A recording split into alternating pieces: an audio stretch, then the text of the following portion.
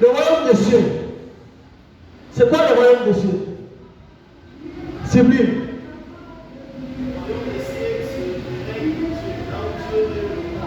Amen. Alléluia. Amen. Le royaume des cieux, c'est le trône de Dieu. C'est là où Dieu habite. C'est là où Dieu réside. Et Dieu réside dans sa parole. Le royaume des cieux, c'est la loi de Dieu. Alléluia. Alléluia. Et Dieu ne change pas. Le royaume des cieux est inchangeable. On voit beaucoup de gens se succéder dans le royaume. C'est ça. En Angleterre, il n'y a pas longtemps, la Queen Mala vient de mourir. Et c'est son fils qui a hérité de son trône. Mais le royaume des cieux, le royaume des cieux n'a qu'un seul trône. Et ce trône ne connaît point de successeur. Il y a une personne qui est assise sur ce trône, et qui ne le quittera jamais. Alléluia. Alléluia. Alors soyons contents. Soyons rassurés. Nous qui cherchons le royaume des cieux. Nous avons un roi. Nous avons un roi. Il a été, qui est, sera toujours roi. Éternellement roi. Parfaitement roi. Alléluia. Et il est inchangeable. Il est incomparable. Alléluia. Le royaume des cieux, c'est la parole de Dieu.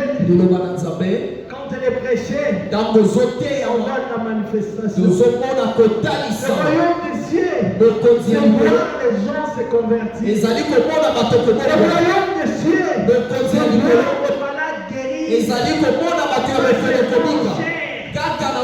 Mais en âme aussi. Le royaume des cieux, c'est voir un frère qui pratiquait la masturbation. Cette pratique pour Dieu. Le royaume des cieux, c'est faire d'abord ce qui est bien. C'est le royaume des cieux. C'est une obligation. Une obligation sans laquelle personne ne verra Dieu.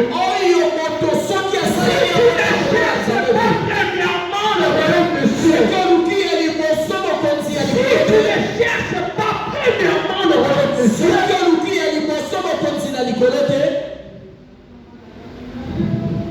c'est un danger pour toi. Alléluia. C'est un danger pour toi. La Bible dit cherchez premièrement. Chers frères et sœurs, est-ce que nous cherchons premièrement le royaume des cieux? Parce qu'il y a des devoirs. Quand on parle de devoirs, il y a des devoirs principaux. Il y a des devoirs principaux. Alléluia. Amen. Alléluia. Amen. Mais dans la vie chrétienne, le premier devoir que nous avons, c'est de chercher premièrement le royaume des cieux. Alléluia. Mais dans la société, en tant que mère, en tant que père, en tant qu'enfant, en tant que serviteur, en tant que chantre, en tant que prédicateur, en tant que servant, nous avons des devoirs primordiaux. Nous avons des devoirs principaux. Est-ce que nous comprenons? Amen. Je veux comprendre. Alléluia. Amen. Donc, on a un enseignement. D'accord? Parce que ça en vaut la peine. Amen. Nous sommes à l'église, mais nous ne comprenons pas, nous ne saisissons même pas la raison pour laquelle nous sommes ici. Alors, si ces choses ne sont pas pressées, vous risquerez de vous retrouver dans des situations chaotiques. Alors, je ne veux pas que le prévu de l'Éternel au sein de la restauration se retrouve un jour avec l'ennemi. Vous savez de l'ennemi de qui je parle? C'est qui cet ennemi? Hein? Voilà. Satan. Ok? Amen. Donc nous faisons tout. Nous faisons tout pour que vous héritiez du royaume de Dieu. Alléluia. Amen. Le devoir maintenant principal, c'est ce qui est le plus important. C'est le premier parmi plusieurs. Alléluia. Amen. Alléluia. Amen. Mais ça dépend maintenant des fonctions que nous occupons. Alléluia. Amen. Ça dépend de ce que nous sommes. Alléluia. Amen. Par exemple, en tant que mère, une maman, son premier devoir, c'est quoi? Quand on parle de la maman, on voit quoi? On voit quoi? Qu'est-ce que nous voyons? Hein? Même aux enfants. Nous voyons des enfants. Ah. Alléluia. Amen. Donc le devoir d'une mère, c'est s'occuper de sa famille. N'est-ce pas? Alléluia.